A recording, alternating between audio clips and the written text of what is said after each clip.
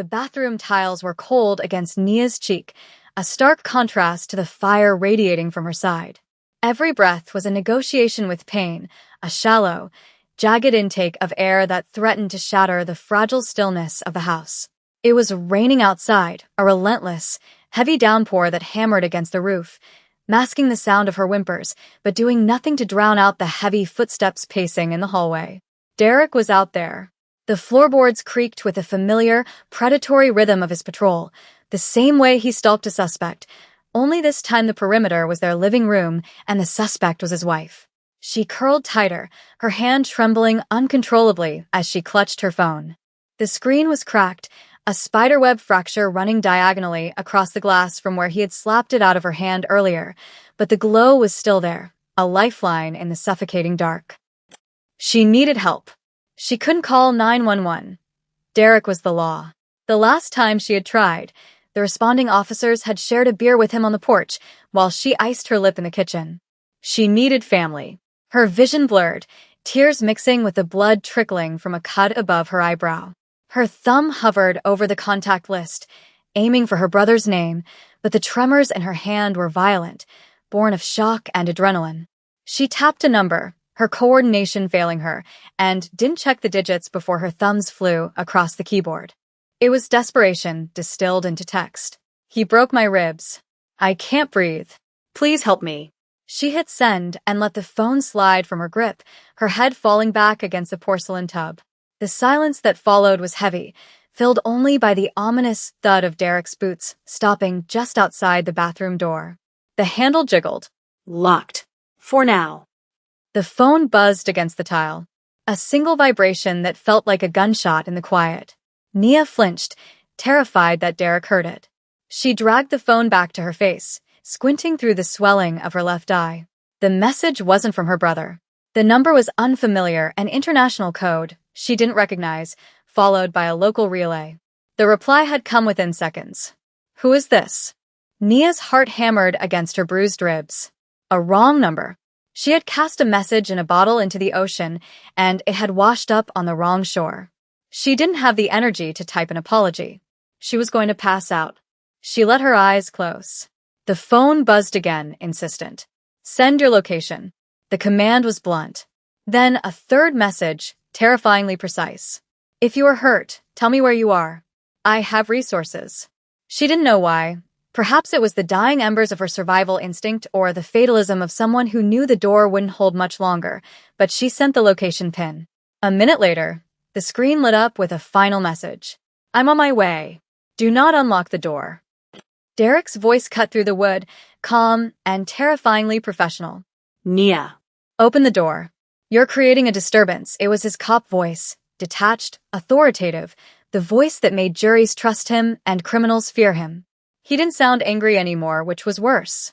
He sounded like he was managing a situation. "I know you're in there texting. Who are you telling lies to? You know what happens when you involve outsiders." He kicked the bottom of the door, a sharp, controlled strike meant to test the frame. Wood splintered. Nia dragged herself into the corner, wedging her body between the toilet and the wall. She watched the door frame flex. He would be in soon. She looked at the phone. The unknown number had gone silent. She had summoned a stranger to a slaughter. Or perhaps she had just screamed into the void. The rain intensified, sounding like gravel thrown against the siding, a chaotic symphony to accompany the inevitable violence. The waiting was a distinct form of torture. 10 minutes passed. Derek had stopped kicking and had gone to the garage, likely to retrieve the toolkit he used to dismantle locks without leaving evidence. The silence of the house was suffocating. Nia focused on the pattern of the floor tiles, trying to disassociate from the pain in her torso. Then the atmosphere shifted. It wasn't a sound, but a change in pressure. The rain outside seemed to be competing with a low, rhythmic thrumming that vibrated the toothpaste on the sink's edge. Tires on gravel. Heavy tires. Not a patrol car. The sound of an engine cutting off was followed by the slam of car doors. Not one, but several, sharp and synchronized. Derek heard it too. His footsteps in the hallway stopped. "Who the hell is that?" he muttered, his voice drifting through the cracks. The front door, which Derek had locked with his obsessive triple deadbolt routine, shuddered. There was no knock. There was no announcement of police presence, no request for entry. There was simply a deafening crash that shook the entire foundation of the bungalow. The sound of the front door being obliterated, likely by a battering ram or a breaching shotgun, echoed through the house. Nia gasped, clutching her chest as the shockwave of noise hit her. Then came the shouting, but it wasn't the chaotic yelling of a brawl. It was Derek screaming, "Police officer, put the weapon down.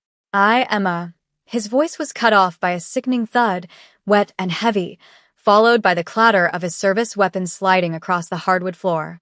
The silence that followed was absolute, terrified, and cold. Then, footsteps. These were not the heavy, plodding boots of her husband. These were soft, quick, expensive leather soles moving with fluid purpose. "Check the perimeter. Nothing leaves this house," a voice commanded. It was a baritone, smooth as velvet but edged with razor wire. It wasn't loud, yet it carried through the house with terrifying clarity. "Find her." The footsteps moved closer to the bathroom. Nia stopped breathing. She saw the shadow under the door change. Someone was standing there. The ruined lock, already weakened by Derek, gave way with a gentle push. The door swung open. Standing in the threshold was a man who looked like he had walked out of a high-stakes boardroom and into a war zone. He was Korean, dressed in a bespoke charcoal suit that was currently damp with rain. His face was unreadable, carved from cold marble, but his eyes swept the room with the intensity of a weapon sight. He spotted her wedged in the corner, blood on her face, terror in her eyes. He didn't smile. He didn't flinch. He simply lowered his gun, a matte black pistol with a suppressor, and stepped into the room, filling the small space with a scent of ozone, gunpowder, and expensive sandalwood. "You are the one who texted," he stated, not asking. He crouched down, disregarding the blood on the tiles that might stain his trousers. Up close, Nia could see the sharp line of his jaw and the cold fury simmering behind his dark eyes. He wasn't looking at her like a victim. He was looking at her like a broken object that had been stolen. "My name is June. You asked for help." He reached out, his hand hovering near her face. Nia flinched, a reflex carved into her by years of Derek's discipline. June frozen instantly. His expression didn't soften, but his gaze shifted, darkening as he looked at the bruise blooming on her cheek. "He did this?" June asked softly. Nia couldn't speak. She only nodded. June stood up abruptly, his presence towering over her. He tapped an earpiece. "Secure the mail. Do not kill him yet." "I want a conversation first." He looked back down at her. "Can you walk?" Nia tried to move, but the pain in her ribs flared so violently that her vision whited out. She gasped, a ragged sound that made June's jaw tighten. "No," she whispered, shame burning her throat. I can't." She expected annoyance. She expected him to leave her there while he dealt with business. Instead, June holstered his weapon in a fluid motion beneath his jacket. "Then I will carry you." It wasn't an offer. It was a statement of fact. He bent down, sliding one arm under her knees and the other behind her back. He was deceptively strong. He lifted her as if she weighed nothing, holding her close to his chest. The movement sent a spike of agony through her side, and she cried out, burying her face in the lapel of his suit. "Breathe," he ordered, his voice vibrating against her ear. "I have you. We are leaving." June carried her out of the bathroom and into the hallway. The house, usually a shrine to Derek's control, was now a wreckage site. The front door was lying flat in the entryway. Mud and rain streaked the pristine floors. But it was the living room that stopped Nia's heart. Derek was on his knees, zip-tied, blood streaming from his nose. Two men in tactical gear stood over him, faces covered, rifles at the ready. Derek looked up as June walked past, his eyes widening when he saw Nia in the stranger's arms. "Nia?" Derek choked out, struggling against the restraints. "Nia, tell them." Imakop. "You can't do this." June stopped. He didn't turn his body, just tilted his head slightly toward the kneeling man. The air in the room grew heavy, charged with a lethal static. June looked at Derek with the detached curiosity of a scientist examining a virulent bacteria. "A badge is a shield for brave men," June said, his voice quiet enough that Derek had to strain to hear it over the rain. "For you, it is merely a costume to hide a monster. June shifted his grip on Nia, pulling her slightly tighter, a possessive gesture that Derek didn't miss. She called the wrong number. June continued, his eyes dead and cold. But she found the right man, he signaled to his guards with a subtle nod. Bring him. We have a long night ahead. June turned and walked out into the storm. The rain hit Nia's face, cold and shocking, washing away the heat of the tears. A convoy of 3 black armored SUVs idled in the driveway, their engines purring like restrained beasts. The world outside the house looked different now, darker, dangerous, but for the first time in years, the danger wasn't directed at her. It was surrounding her, a wall of steel and violence standing between her and the man who had promised to love her. The back of the middle SUV was a mobile command center, bathed in low-level blue light. June placed her gently on the leather bench seat, his movements precise and careful, treating her body like fractured porcelain. A man in a gray sweater sat on the opposite bench, older, with a medical bag open on his knees. Doctor, June said, his tone leaving no room for delay. Ribs. Possible concussion. Lacerations, the doctor moved instantly, his hands gloved and efficient. June didn't sit.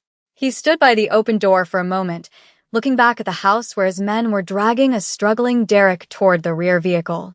Nia shivered, her teeth chattering from shock and the cold rain. June turned back to her, seeing the tremor.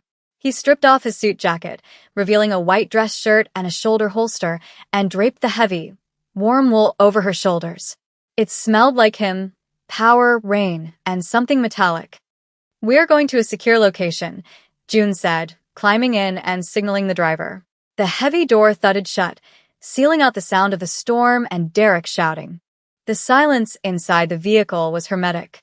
My medical team will assess you fully when we arrive. Nia clutched the lapels of his jacket, the fabric rough against her fingertips. She looked at him, really looked at him, for the first time. He was terrifyingly handsome, but there was a darkness in him that matched the night. Why? She rasped, her voice broken. Why did you come? It was the only question that mattered. People didn't just show up for strangers. Not like this. June watched the doctor check her pupil response with a penlight. He rested his hand on the seat back near her head, not touching her, but close enough that she could feel the heat radiating from him. Fate is rarely accidental, he murmured, his gaze locking onto hers. You asked for a savior. You got a sinner. But tonight, I am your sinner. He reached into a cooler compartment and pulled out a bottle of water, cracking the seal. Your husband is police. That complicates matters. It means the system you usually call for help is the enemy. He handed her the water. You are outside the law now, Nia. Because you are with me. The realization hit her harder than the pain. She hadn't just escaped. She had defected. She had traded a domestic prison for a criminal empire. The drive was a blur of city lights streaking past the tinted windows. Nia drifted in and out of consciousness, the adrenaline crash pulling her under. The doctor gave her something for the pain, a small injection that made the fire in her ribs dull to a distant throb. She felt the car slow down, the gravity shifting as they ascended a steep incline. When the door opened again, they were in an underground garage, vast and sterile, filled with luxury cars that looked more like weapons than transport. June was there again, lifting her before she could try to move. He carried her to a private elevator. The numbers climbed, higher and higher, leaving the grit of the street far below. The doors opened directly into a penthouse that spanned the entire floor. It was a fortress of glass and steel, overlooking the city skyline. The view was breathtaking, a sprawling grid of gold and amber lights, but to Nia, it looked like a map of a world she could no longer touch. The space was beautiful, minimalist and cold, decorated in shades of slate and obsidian. This is my home, June said, walking past a wall of windows. It is the safest place in the city. No warrant reaches here. No badge opens these doors. He carried her into a bedroom that was larger than her entire house, laying her down on a bed with sheets that felt like silk water. Rest, he commanded, stepping back as the doctor entered the room with a nurse in tow. June stood at the doorway, a sentinel in a white shirt, watching her with an intensity that made her skin prickle. We will discuss your future when you wake. Nia looked at him, her eyelids heavy. And Derek? She whispered, the name tasting like ash. June's expression didn't change, but the temperature in the room seemed to drop. "He is currently a guest in the basement," June said, his voice devoid of any warmth. "He has many things to answer for. Breaking what belongs to me is a capital offense." Nia's breath hitched. "Belongs to me." The words hung in the air, a promise and a threat intertwined. She closed her eyes, the darkness taking her, knowing that she had traded the monster in her bed for the dragon at the door. The digital clock on the bedside table read 3 a.m., glowing softly in the cavernous darkness of the master suite. Nia woke not with a start, but with a slow, heavy drag into consciousness, her body feeling like it had been reconstructed from lead. For a terrifying second, the silence of the room felt like the prelude to a blow, the kind of quiet Derek used to weaponize before an explosion. She flinched, her hand flying to her ribs, but instead of the sharp bite of untreated fractures, she felt the stiff, supportive embrace of a medical brace and the softness of high-thread count cotton. The air was cool, filtered, and smelled faintly of antiseptic and expensive cologne. She wasn't in the bungalow. She wasn't waiting for the door to be kicked in. She turned her head, the movement slow and stiff, and found him sitting in a wingback chair by the floor-to-ceiling window. June was awake, or perhaps he never slept. He had discarded his tie and unbuttoned the collar of his white shirt, the sleeves rolled up to reveal forearms that were corded with muscle and marked by a faint, jagged scar running down his left wrist. He held a tumbler of amber liquid, swirling it gently, the ice clinking with a sound that seemed too loud in the stillness. He wasn't looking at the city lights below. He was watching her. His gaze was heavy, a physical weight that pressed her back into the pillows. "The pain is manageable?" he asked, his voice a low rumble that vibrated in her chest. It wasn't a polite inquiry. It was an assessment. Nia nodded, her throat dry. "Water," she rasped. Before she could try to push herself up, June was moving. He set his glass down and crossed the room with that fluid, predatory grace, picking up a carafe from the nightstand. He didn't just hand her the glass. He sat on the edge of the oversized bed, the mattress shifting under his weight, bringing him into her personal space. He slid a hand behind her neck, his fingers cool and strong against her feverish skin, and lifted her head gently. "Drink slowly," he commanded, tilting the glass to her lips. The intimacy of the act was staggering. Derek had never cared for her injuries. He had only caused them.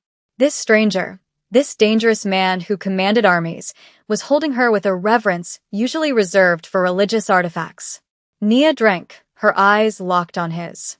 He was close enough that she could see the flecks of gold in his dark eyes, close enough to feel the heat radiating from his chest. "Why?" she whispered again, the question haunting her. "I'm just a wrong number." June lowered her back to the pillows, but didn't pull away. His hand lingered near her cheek, his thumb tracing the line of her jaw where a bruise was fading from purple to green. "There are no wrong numbers in my world, Nia. Only paths that intersect." His face hardened slightly, a shadow passing over his features. "You called out into the dark. I answered. That creates a bond." He leaned in closer, his voice dropping to a whisper that sent shivers down her spine. "And now that you are here, inside my walls, you are no longer a statistic. You are mine to guard." The possessiveness in his tone should have terrified her. It echoed the control she had just escaped, but coming from him, it felt different. It didn't feel like a cage. It felt like a fortress. He stood up, breaking the spell, and walked back to the window. "Sleep. The wolves are outside, but I am the hunter in this house." 2 days bled into 3. The penthouse was a world unto itself, a suspended reality disconnected from the timeline of the city below. Nia's recovery was measured in small victories, sitting up without gasping, walking to the bathroom without the room spinning, and the slow, terrifying return of her appetite. She hadn't seen a phone or a television. June had isolated her completely, a digital detox enforced by armed guards at the elevator. But he was always there. He worked from a massive glass desk in the living area, speaking in rapid-fire Korean into a headset or reviewing documents with a lethal intensity. He never raised his voice, but the tension that radiated from him when he was working was enough to make the air thin. On the 4th night, the rain returned, lashing against the panoramic windows. Nia walked out into the living area, wrapped in a silk robe June had provided, black, obviously, matching the monochromatic aesthetic of his life. She found him standing on the balcony. The glass doors slid open to admit the damp, electric air of the storm. He wasn't wearing a jacket, the wind whipping his shirt against his torso. He looked like a statue carved from solitude. Nia hesitated, then stepped out into the cold. June. The wind stole her voice, but he heard. He turned, and for the first time, she saw fatigue etched around his eyes. He held a phone in his hand, not his, but a new one. A sleek, silver device. Your husband's precinct has declared him missing under suspicious circumstances, June said, his voice flat. He walked over to her, blocking the wind with his body. He held out the phone. The narrative is being controlled. They believe he was taken by a rival gang. They do not know about you yet. Nia stared at the device. It was a lifeline, but also a test. My family, she started. They don't know, June nodded. This phone is encrypted. It cannot be traced by the police or the federal agencies looking for your husband. You may call your brother. Tell him you left. Tell him you are safe. Do not tell him where. He placed the phone in her hand, his fingers closing over hers. Why can't I tell him? Nia asked, fear spiking. Because if they find you, they find me, June said, his eyes locking onto hers with intense gravity. And if they find me, this sanctuary becomes a battlefield. He stepped closer, crowding her against the glass railing. The city sprawled below them, a grid of lights that felt a million miles away. I have enemies, Nia. Powerful ones. By bringing you here, I have painted a target on this building. He reached out, tucking a stray curl of hair behind her ear, his touch lingering on her neck. I did it willingly. But you must understand the price of this safety. You are hidden. You are a ghost. You belong to the shadow now. He waited, giving her the choice to reject the phone, to reject the terms. Nia looked at the screen, then at the man who stood between her and the abyss. She realized with a jolt that she didn't want to leave. She wanted to burn the bridge back to her old life. She unlocked the phone. The dynamic in the penthouse shifted after the phone call. An unspoken contract had been signed. Nia wasn't just a refugee. She was a resident. She began to move through the space with more confidence, no longer hugging the walls like a frightened animal. But the shadow of Derek hung over them, a ghost that refused to be exorcised. One evening, while June was cooking, something she found shockingly domestic for a man who killed people for a living, she sat at the kitchen island, watching his precise knife work. He was slicing vegetables with the same surgical focus he applied to his operations. Where is he? Nia asked. She didn't need to say the name. The knife stopped moving. June didn't look up, his gaze fixed on the cutting board. He is secure, June replied, the temperature in the kitchen dropping instantly. He is alive, if that is your concern. Nia shook her head, a sudden surge of anger overcoming her fear. That's not my concern. I want to know if he can hurt me again. I want to know if he's coming back. June set the knife down with a deliberate click. He wiped his hands on a towel and walked around the island until he was standing directly in front of her. He will never touch you again, June said, his voice dropping to that dangerous, velvet register. I have dismantled his life. His badge is gone. His reputation is ash. He is currently learning the definition of helplessness. June placed his hands on the counter on either side of her, trapping her. He leaned in, his face inches from hers. But you're still afraid. I see it when you sleep. I hear you cry out. His expression softened, a crack in the armor. I cannot erase the past, Nia. I can only butcher the future until it is safe for you. He reached out and took her hand, placing it flat against his chest, right over his heart. It beat steady and slow, a heavy rhythm of controlled violence. You asked for a protector, he murmured, his eyes searching hers. I am not a good man. I have done things that would make you scream. But for you, I am a wall. I am the weapon you point at the world. The air between them crackled with tension, a mix of fear and undeniable attraction. Nia felt drawn to the darkness in him because it recognized the darkness in her own trauma. And what do you want in return? She whispered, her breath hitching. June's eyes darkened, his gaze dropping to her lips before snapping back to her eyes. Everything, he said simply. I want your loyalty. I want your trust. I want you to look at me and not see a monster. The peace was shattered on a Tuesday. It started with a perimeter alarm, a soft chime that escalated quickly into a blaring siren. The lights in the penthouse turned red, emergency shutters slamming down over the panoramic windows with the sound of guillotines falling. Nia froze in the hallway, a book dropping from her hands. June materialized from his office, a submachine gun already in his hands, his suit jacket gone, his holster visible. He moved with terrifying speed, grabbing her arm and pulling her away from the entryway. "Security breach," he said, his voice calm but rapid. "Lobby level." They bypassed the biometric scanners. Is it the police?"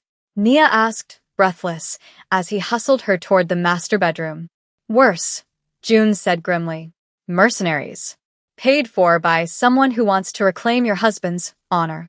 Or perhaps my rival's sensing weakness." He shoved her into the walk-in closet, which she now realized was a reinforced panic room.